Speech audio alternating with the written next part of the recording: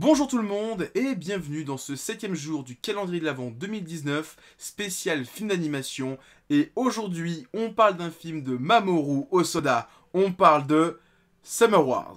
Bienvenue dans le monde d'Oz, la plateforme communautaire d'internet. Kenji, un lycéen timide et surdoué en mathématiques, effectue un job d'été au service de la maintenance d'Oz. À sa grande surprise, la jolie Natsuki, la fille de ses rêves, lui propose de l'accompagner à Nagano, sa ville natale. Il se retrouve alors embarqué dans un anniversaire du clan Jinuchi, et il comprend bientôt que Natsuki l'a invité pour jouer le rôle de son futur fiancé. Digimon. Alors ça va être un petit peu compliqué pour moi de parler de Summer Wars, parce que j'ai fait une vidéo sur Mamoru Hosoda au mois de septembre, donc je l'ai déjà parlé un petit peu en long, en large. Bon, pas forcément en profondeur par rapport à chacun des films, et donc c'est un petit peu l'occasion pour moi de reparler de mon film préféré de Mamoru Hosoda, Summer Wars, qui est, on va dire, sa nouvelle version, sa version 2.0, la V2, la version alpha, bêta, gamma, etc. de son film Digimon, le deuxième film Digimon qui était Notre jeu de guerre, ou un truc comme ça, je me souviens plus forcément du titre exact japonais. Et franchement, ce film est dingue. Si vous avez vu, quand vous étiez très jeune, le film Digimon qui passait au cinéma, si je dis pas de conneries, où on avait donc l'histoire où on voyait les origines de Digimon avec TK et sa sœur Kari qui voient des Digimon s'affronter. Qu'ensuite on avait l'histoire où ils sont après la série et qu'ensuite on passait sur la deuxième génération. Vous avez vu une partie, enfin vous avez vu le film mais une version tronquée, parce que déjà la version qu'on a vue c'est une version passée par les Américains, qui était voilà, pas terrible, j'en ai déjà parlé, et en fait c'était une version donc comme je disais censurée, édulcorée, tout ça, mais en plus c'était pas totalement, donc en fait on avait une partie du film, enfin c'était un tiers du film, c'était ce film là, donc là je m'égare, et donc si vous avez vu ce film Digimon, vous allez kiffer le film Summer Wars, parce que c'est dans les grandes lignes c'est la même chose. Il y a vraiment cette histoire de, on est en pleine vacances d'été, on est en vacances, il y a un virus, ça détruit l'humanité parce que on est trop omnubilé par l'informatique. Il y a le héros qui affronte le virus informatique, grosse baston.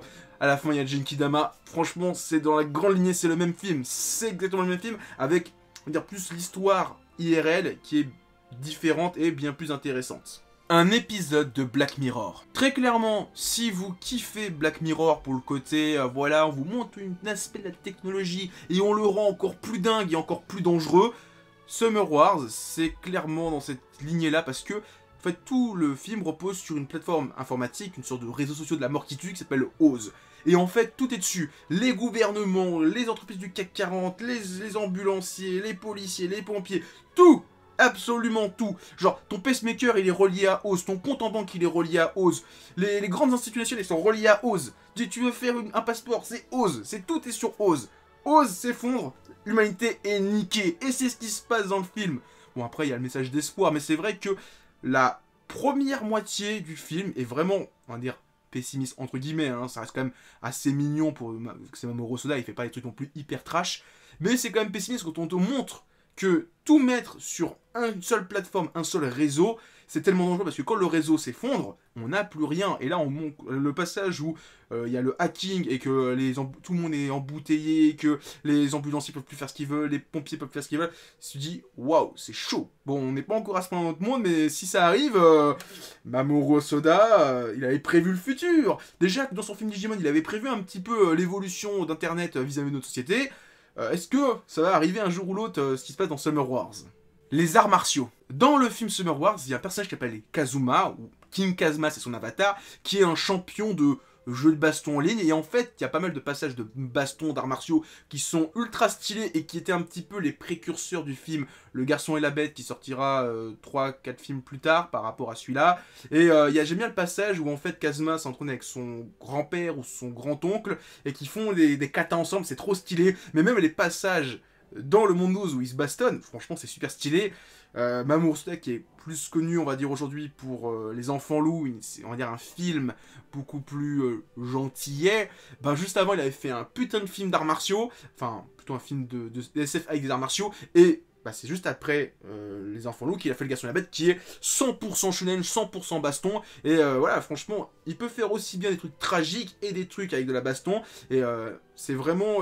Tu te dis, ah, est-ce qu'il va s'éloigner de ça? Et non, franchement, un film sur deux, il fait de la baston. Donc j'espère que son prochain film, il y aura de la baston, il y aura des arts martiaux. Parce que j'aime beaucoup ses chorégraphies. Voilà, c'était le 7e jour du calendrier de l'Avent 2019 spécial film d'animation.